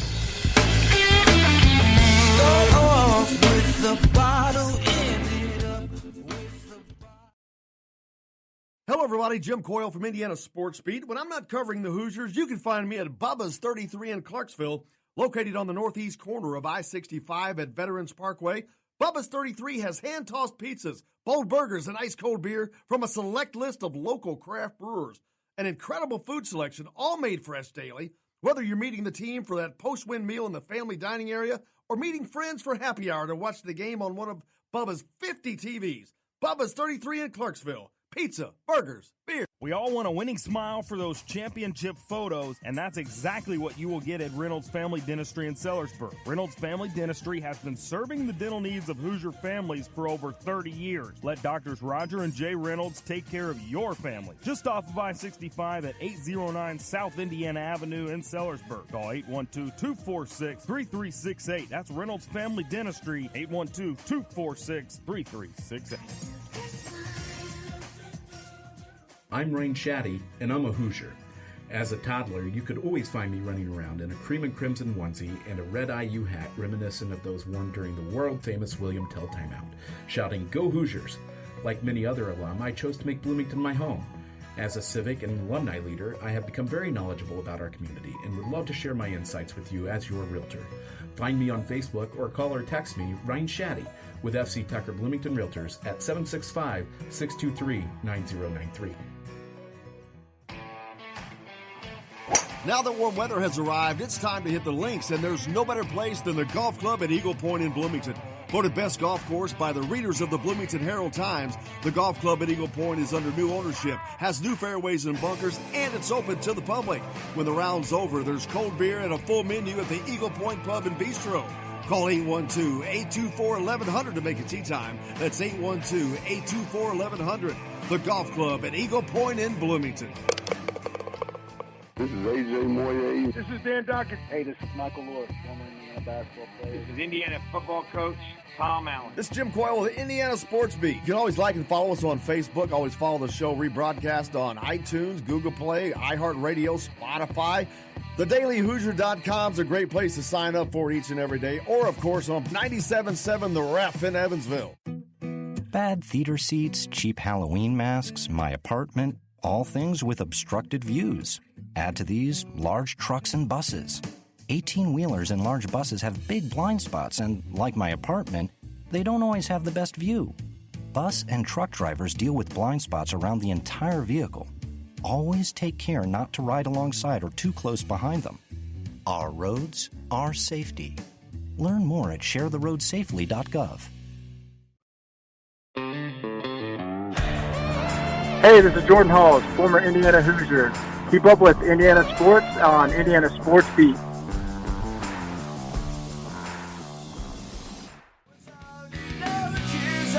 To try and slide me down because I know you're right. So go do what you like. Welcome back to Indiana Sports Beat with Coyle and Leary here on this Friday, coming to you from the Golf Club at Eagle Point Studios mobile unit, heading back from Jacksonville, Florida, as are many people today, including Tom Brew. We'll have him on in a little bit. He's got to find a place to pull over and talk because, man, everybody's traveling today. And you know, and I might get back on that game, but now having to travel home and do nothing but think about that makes the trip even worse. You know how easy this trip would have been? We'd have been floating home had it not been for that loss. It'd have been like we have wings, baby. Yeah, I know. It's amazing the difference between your attitude and a win and a loss when you're that big of a fan. And it's, you know, that 1 point difference. Had they won by 1 point and nothing been any different last night, you know, we wouldn't be talking about hardly any of these negative plays and any of these things that happen. It's just, that's the nature of the beast. Thank goodness for us. It gives us a job and something to do, but it's pretty incredible how finicky fans get over. I mean, if Indiana doesn't score any more points and ends the game with 22 and Tennessee only has 21, they act like Indiana played great and everything's going in the right direction. And instead, you know, we're doom and gloom right now about how many mistakes were made and all that kind of stuff. You just forget about the mistakes when you win. Winning sure makes a lot of things easier. It sure does. Believe me, that was one of Coach Knight's big deals. That's what we used to – people never really understood was, you know, when we would win, we never got to celebrate a win. We still went over all the mistakes. And when we lost, we went over all the mistakes and got killed. So there was never any celebratory, you know, feeling good about yourself, because even when you won, the only video you ever watched was your mistakes, and it just it was just a nightmare.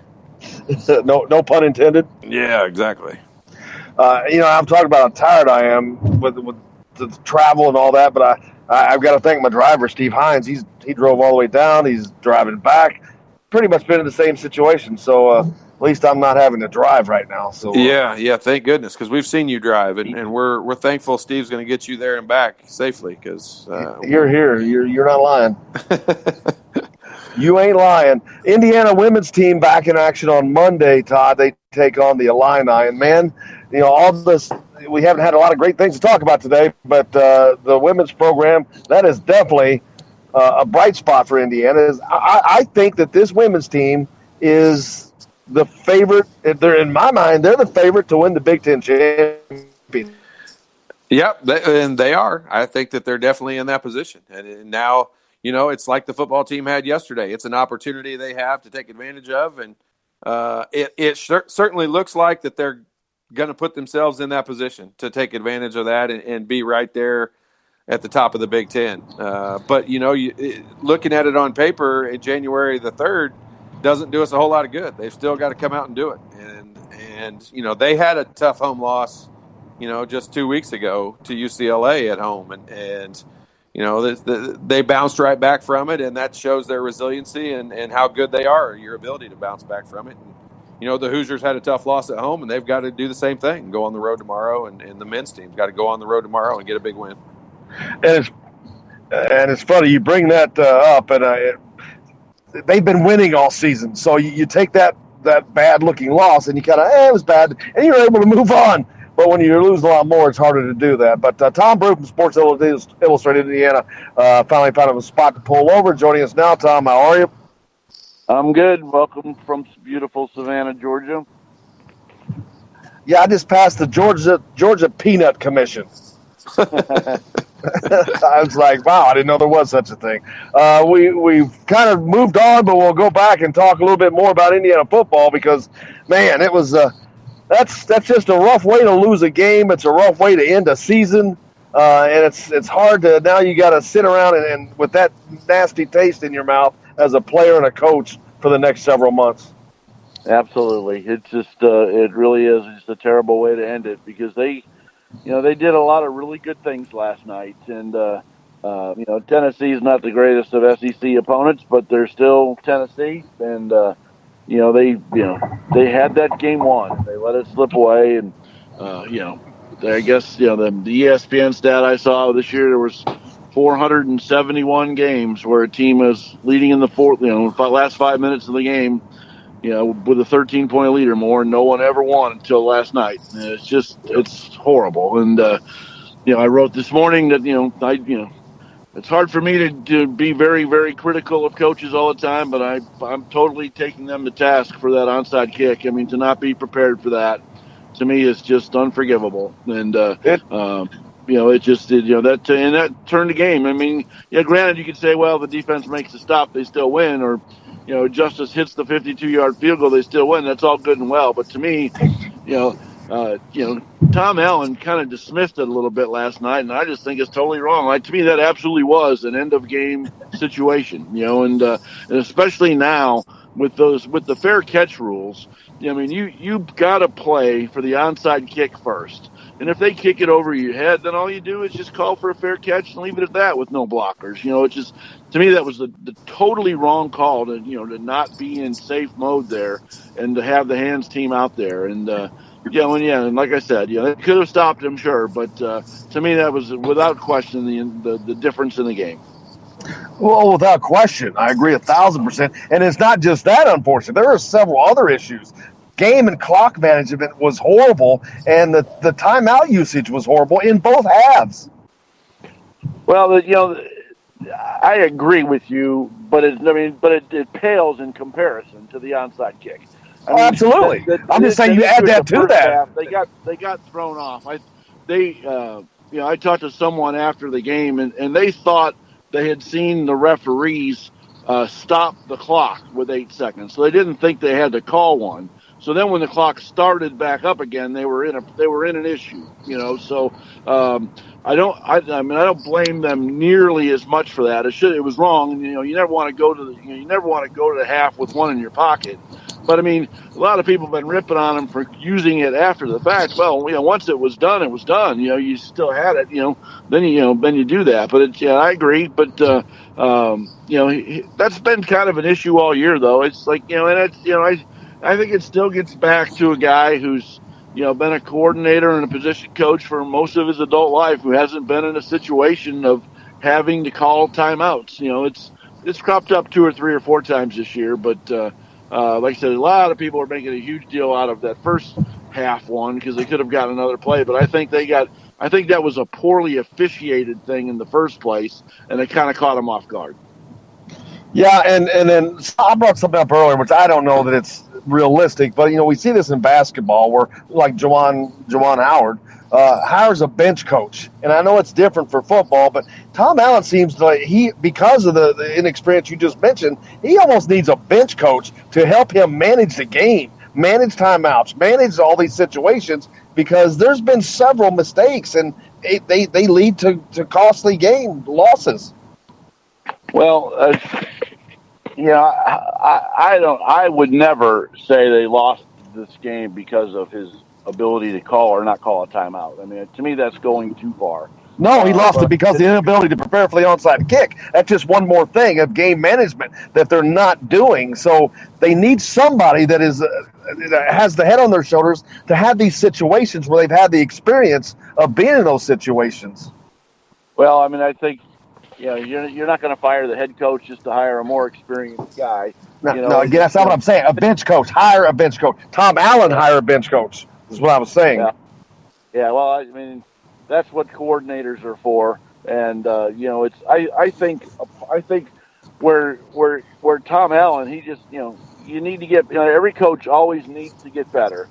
And Todd, you know this from being around the game all the time. It's like coaches need to improve every year too, and I think this is a big thing for him that that he'll because I think where he winds up getting caught in some trouble with game management and clock management is his own emotions get to him too much. He is so over the top, and we like that about him. We like all that energy and we like all that enthusiasm, but he's so over the top about every single play all the time that I think sometimes he gets so worked up that the big picture stuff sneaks up past him, and it's and it's like maybe those things that happen here in year 3 are things that don't happen in year 4 because he learns from it and gets better too.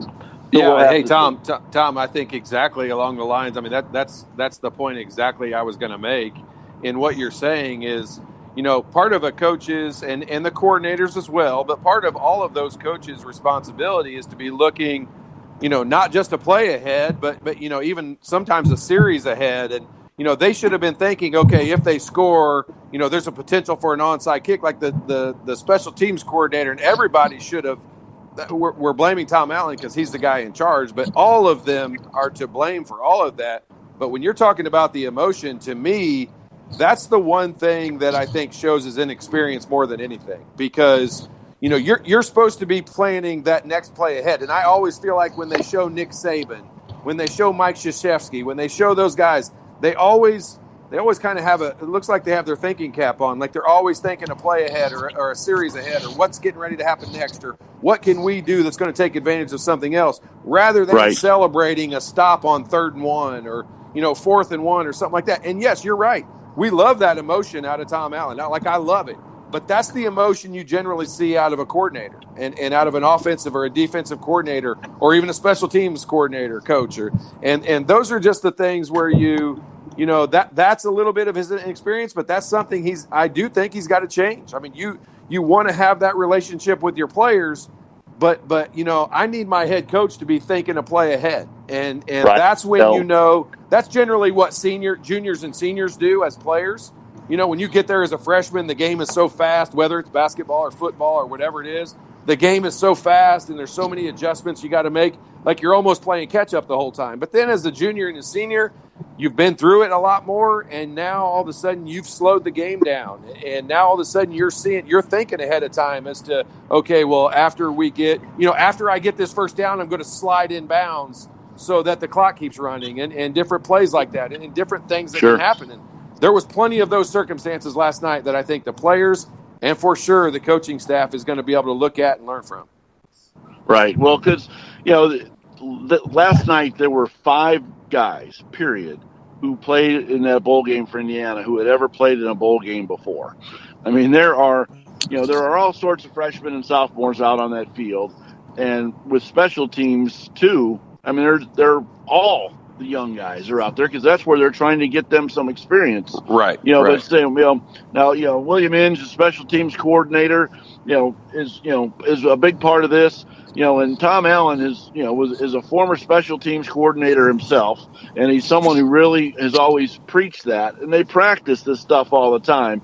Like, to me, it wasn't about the execution because they were in the wrong setup in the first place. Right. Their job of executing on that play was to fade back to be prepared to block. And that was wrong. To me, it was just purely a call.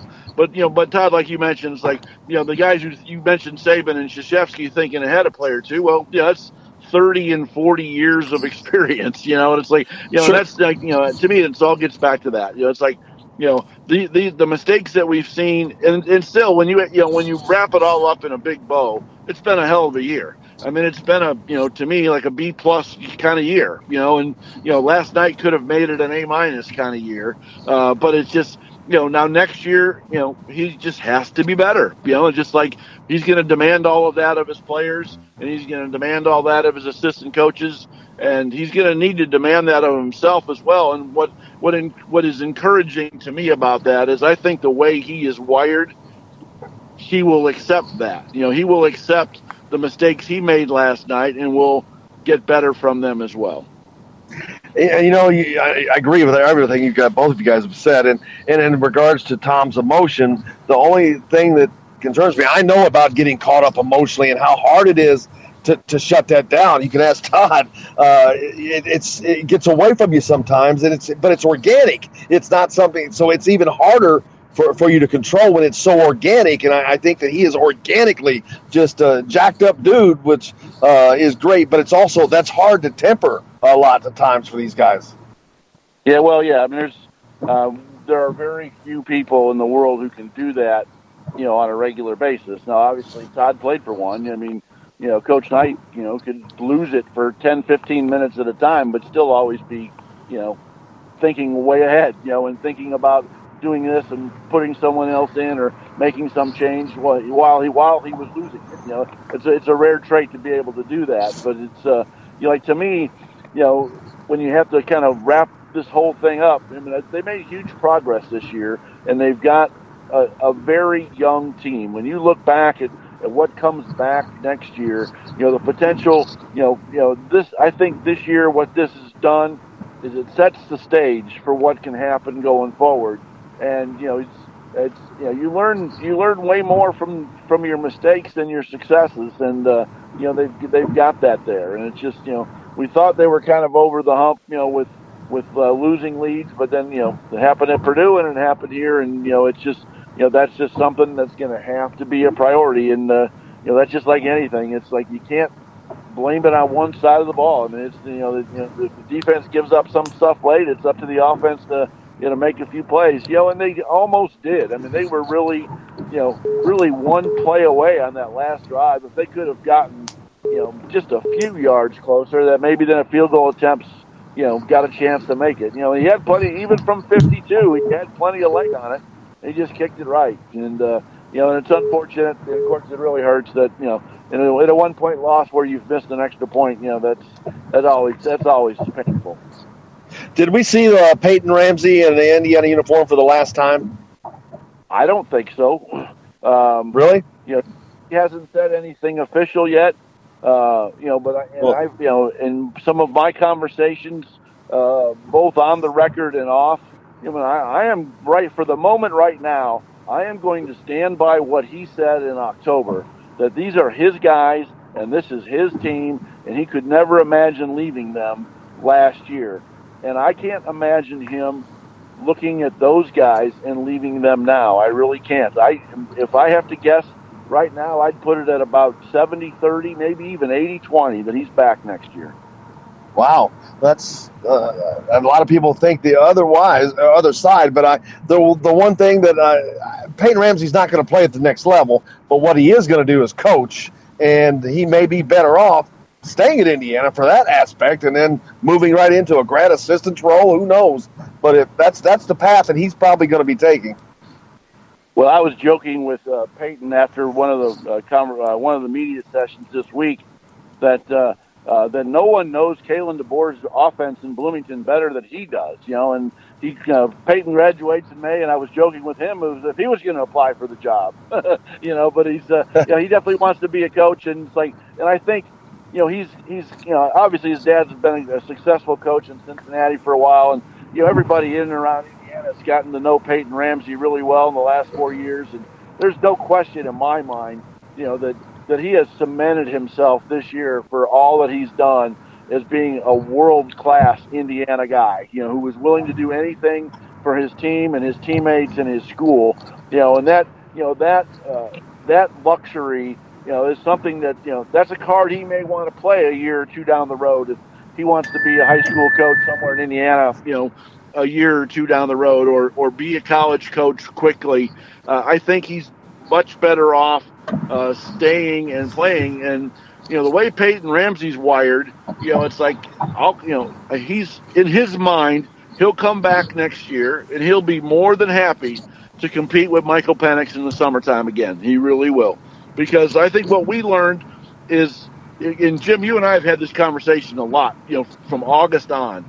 I mean, we thought Michael Penix deserved a starting job because we just didn't think Peyton could do it. But what we all forgot, you and me included, and a lot of other people, is that Peyton Ramsey got a lot better this year too.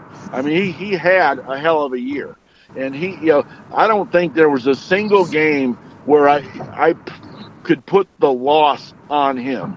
I mean, obviously he didn't play well at Ohio State, but that Ohio State team was so good, we were never going to beat them with Penix or whoever. But he had a hell of a year, and he's clearly a great kid, and loves Indiana and loves this team. And like I said, I'll go 80-20 that he's back, and we'll see. Absolutely. Now you're heading over up to Maryland right now. Indiana takes on the Terrapins tomorrow at noon on the hardwood. Yes, and I was joking earlier that we now resume our regularly scheduled programming. It's like we're not used to still dealing with Indiana football games in January, but I'm ready to get back to it. And I was just having a conversation earlier with another radio guy that I haven't had a chance to write a word about Indiana basketball this week, but I haven't forgotten about their epic collapse the other night either. So it's when I get a chance to get back in front of my laptop and do my preview for the Maryland game, I'm not going to forget about this collapse they had against Arkansas, because that was just as bad of a loss as last night was. We've already played that out, Tom. You can just go ahead and skip past I've been in football mode. I clearly have, but I'm ready to get back. I am, after having lived through that Wisconsin debacle on the road, in the Big Ten, I am really, really curious to see what Indiana brings to the table tomorrow. Yep, we're certainly going to find out. Well, safe travels. We appreciate it. Sounds good. We'll be back. Can't wait to get back to Bloomington. It's been 17 days. So. Yeah, me too as well. Have a safe trip. We'll look forward to it. All right, guys. Take care, boys. Tom Brew from Sports Illustrated Indiana joining us here on Indiana Sports Beat with Coyle and Leary. We've got more to finish out the show. Golf Club at Eagle Point Studios mobile units moving north. We'll be back with more after this.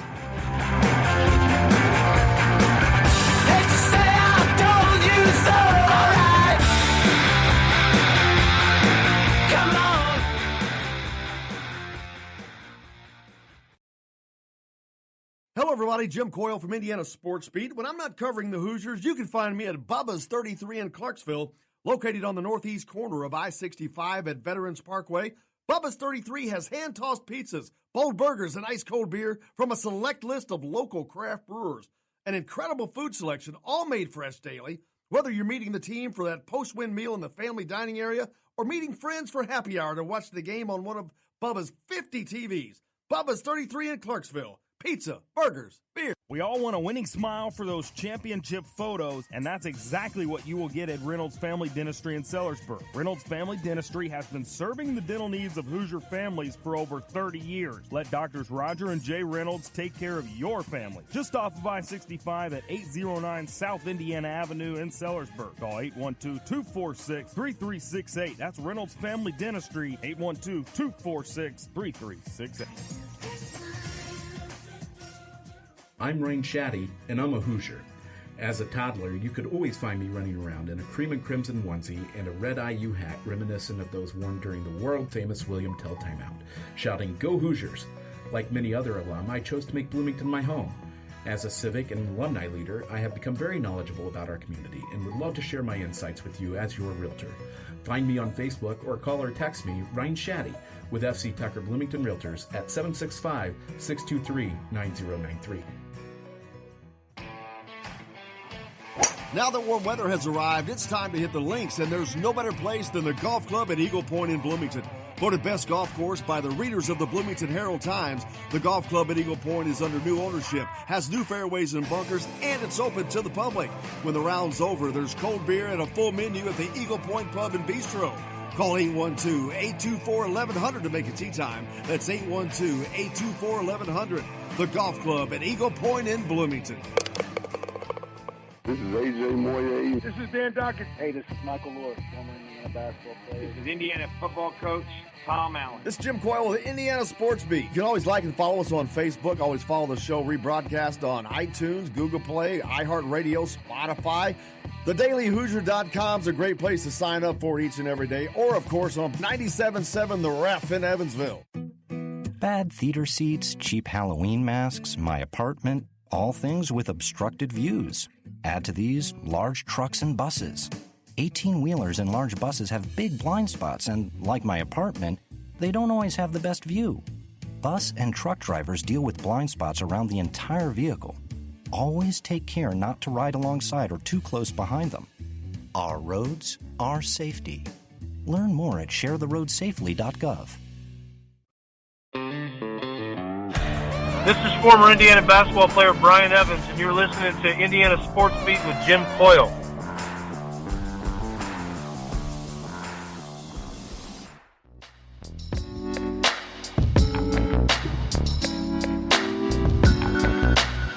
Welcome back to Indiana Sports Beat. Coyle and Larry with you here on this Friday.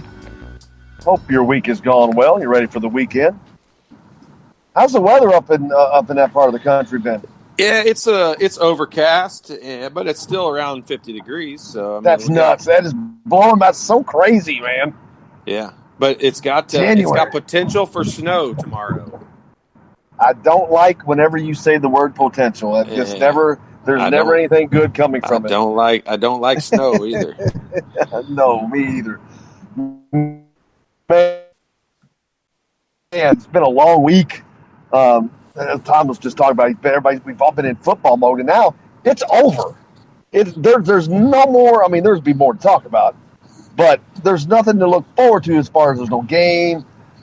We've got the offensive coordinator hire to look forward to. We've got the Peyton Ramsey decision to look forward to, but we've had game after game after game, and then this one last game to look forward to for a month, and now it's over. Yeah, I don't.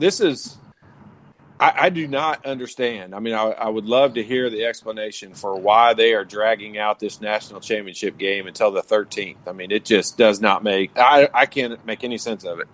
I mean, I love college football. Like, just from a spectator's perspective, it's probably one of my favorite. I love college basketball the best, obviously, but college football is right behind it. Like, I really look forward to college football season when it comes out. But by this time of year – like, I've watched it every weekend, and like I'm ready for basketball season. I'm ready for it to be over, and for them to drag national championship game. Yeah, it should be taking place this weekend. It should be this weekend or this Monday at the latest. Like, why there's a whole nother week involved in that? I cannot for the life of me come up with what made them think that was the schedule that they should have. It's just it's too far out. There's too much. There's not going to be. It's one game to talk about.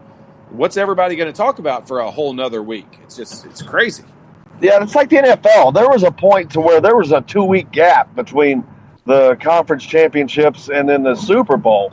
But I think that's eliminated now. I think it's 1 week. It's like boom, boom, boom. Thing. I think this is the first year for this, and I don't get it. I don't like it. It's like I don't want to wait another week. Yeah, well, it's kind of like you said. It's after January 1st, and I think a lot of people that are not Indiana and Tennessee fans or Cincinnati and Boston college fans would have said, after New Year's, after January 1st, football season's kind of over, and they're ready to move on to basketball season, and we're at that mode. Obviously, Indiana played, so we extended it one more day. But I'm ready for basketball season full time. I'm ready for them to be, get into the conference play and have every game be super important and mean the opportunity for a conference championship. And Indiana basketball has their opportunity right in front of them. I mean, they're playing a Maryland team tomorrow that is not playing very well. I mean, there's no two other ways to look at it.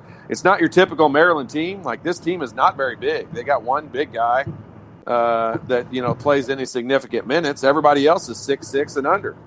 And, this is a team that they've not shot the ball very well. They have really struggled to score, a lot like how you could describe Indiana. The only difference is... You know what that means, right? Yeah, they'll come out and shoot 70% in this game and make 13 threes. That's almost a guarantee. But, the one dominant factor, even though they have a big guy, they've got a big guy that averages the double-double. I mean, he averages 14 points and 10 rebounds a game. But I still am going to say that the best player on the floor is going to be on Indiana's team. And Trace Jackson-Davis, pretty much throughout the entire Big Ten season, he's going to be the best player on the floor. And I firmly believe that. I'm not just saying that as a homer. I firmly believe that Trace Jackson-Davis is going to be the best player on the floor in almost every game, and Indiana just has to continue throughout the year to figure out ways to get him more involved and get him the ball. Well, they've got to continue to improve. That's the biggest thing. They've got to get better as a team. There's a lot of guys who have to get better individually for this team to have some success this season. Yeah, I mean, here's the scary part for me, and I watch the game, I think, more critically than what I should, and what I don't want to say the average fan does, because the Indiana doesn't have average fans. They have people that are more knowledgeable, but I mean, I'm not trying to. I hope I'm reading something into something that's not really there, but something was up with Rob Finney. I mean, the guy's an 85% free throw shooter. And he shot two of the ugliest free throws I've ever seen in my entire life on the technical fouls the other day. And then he came out of the game right after that and didn't come back in. And that's not normal for a guy who's kind of your steady on the floor, guy with the ball in his hands approach. And I mean, he's the guy that's got to be, I was banking on him being a huge part of why they played so steady and continued to improve all year. And something was up with that. I don't have any idea what it is, so I'm not trying to create an issue. I'm just saying, you go back and watch that game and you watch his demeanor and you watch Archie Miller's demeanor towards him. He seemed fragile out there on the court, like something was going on, and it was that's alarming to me, because that I can improve on a guy being a bad free throw shooter. He's not a bad free throw shooter. I don't know how to improve his confidence and his head. Yeah, unfortunately, it's nothing like last year where there was a definite disconnect with the team. It's nothing of that magnitude, but there's something there, and it's not a complete cohesive unit. Yeah, I mean, it was to start the year. The funny part was at the beginning of the year when Finney was still hurt and not playing, and that has no factor in what I'm getting ready to say, but at the beginning of the year, in the first couple of games, Al Durham and Justin Smith kind of, ping-pong back and forth as to who was the leading scorers on the floor. And Trace Jackson-Davis was that, level 15-point, 10-rebound performer. So we were just overly impressed with him. But we commented on it. I remember after the second game of the season commenting on the fact that these guys were smiling and having fun, and it completely separated them from the team a year before. And the team a year before, I really felt like never figured out who they were or what they were trying to do. They had the identity crisis with Romeo supposedly being the superstar, but he wasn't scoring any points, and he was shooting poorly, and it just tons of things going on with that team. This team early in the season, we didn't have that, and we talked so much about, how much fun it looked like they were having out on the court, and that's gone away. I mean, the last couple of ball games, they have looked confused, they've looked disappointed, they've looked unconfident. I mean, they have no confidence going up and down the floor offensively. I said it in the last ballgame. If it weren't for Trace Jackson Davis right now, this team would probably be 500 right now, and that's crazy because they've had a terrible schedule. So, but on the flip side of all of that, they have. I love the makeup. They've got the makeup that's there. They've got the guys that can get the job done. I like the coaching staff. I like the way they approach things. Everything seems to be good. The only thing I don't like is the real cool guy approach that they have. I mean, they went into that Arkansas game.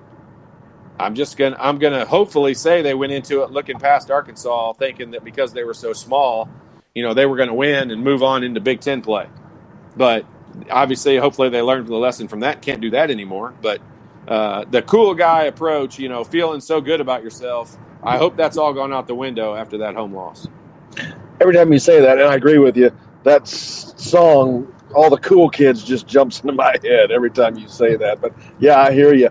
Hey, what do you need to see from Al Durham in this game as a bounce back from what he did last week? Yeah, I mean, just be normal Al Durham. Just be consistent and just be the guy who, he's kind of a steady player out there where he doesn't make super spectacular plays, but he doesn't make a whole lot of mistakes, and he gets some transition baskets, and he gets the ball to where the ball needs to go, whether that needs to be Trace Jackson Davis or, Justin Smith on the break for an alley-oop or Devontae for an open three. That whole play was weird. I mean, I don't think it happened in a split second, and that's just an unfortunate circumstance. I hope he learns from that and realizes you can't possibly do something like that again. I mean, that Arkansas loss, I know coaches will never step out and do it. And as a fan, you look like a jerk if you go blame it on a kid. But these guys want to be treated as men, and he's a junior now, and you want to be treated as a grown man. That loss is solely on Al Durham's shoulders. I don't think they lose that game if Al Durham doesn't take himself out of it. He got to play 5 minutes in the game in what ended up being a close game, and Indiana had the lead all the way up to the last 2.5 minutes. And so, that loss is solely on Al, and I hope he takes responsibility for that and makes sure nothing like that ever happens again. Yeah, and you kind of already talked about it, but he can use this as a positive, as a learning tool, as not only as a catapult to becoming a more complete leader. I hope. Yeah, the leadership side of it, you're exactly right. From a play perspective, I don't think he'll hardly ever think about that again. It's probably been barely talked about, if at all, in practice.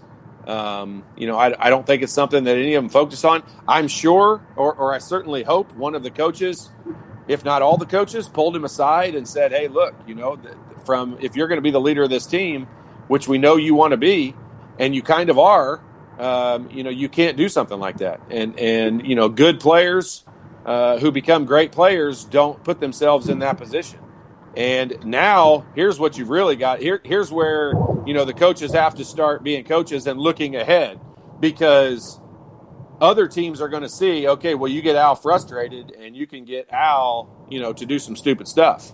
And so if you don't think people aren't going to come out trying to cheap shot him a little bit here and there to get him to go off again, it's just not Al's character. We all look at that and say, well, that's silly because that's not like Al. He's probably not ever going to do that again. And that's probably the case. But other teams are going to scout it and say, hey, give this guy a little bit of a nudge here and there, and you might get him on edge, and we'll get him thrown out of the game.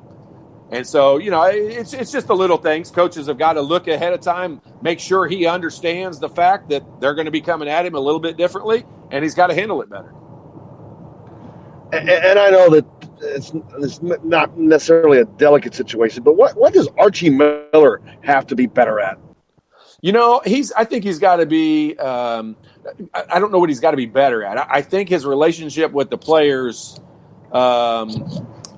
I don't know it well enough to know if I should say something like this, but I think he's got to start holding them a little bit more accountable. I don't, and when I say that, I mean, I'm sure on film and in film studying and practice, he holds them accountable, but I'm talking about from a player playing time perspective. And if you've got to go down that bench, I think Archie would do himself some favors if he, went a little bit deeper down that bench and maybe played some guys who are going to be in position. And if they give up a rebound because they're not athletically, gifted enough to block somebody out or to keep them blocked out because the other guy's just that much more athletic, maybe sometimes you're going to have to live with some of those plays. But you're going to have – I'm a firm believer in using that bench as a tool to get guys to understand they've got to take care of the basketball. I mean, if that's not number one issue that they discussed after that game with Arkansas, then I would be surprised, because had they just taken care – I mean, they tried some passes. Every time I watch that thing, watching Devontae Green throwing those one-handed passes, I just cringe every time. and so that's got to be I think that's got to be their number one focus. Archie's got to get these guys – following his lead a little bit more. Archie was not an out-of-control style of player, and he's got to get these guys a little bit more on his page. Man, you've been on fire today. I've agreed with about everything you've said. Jake, make sure you got that on tape. Speaking of which, we got to get Brian Evans to.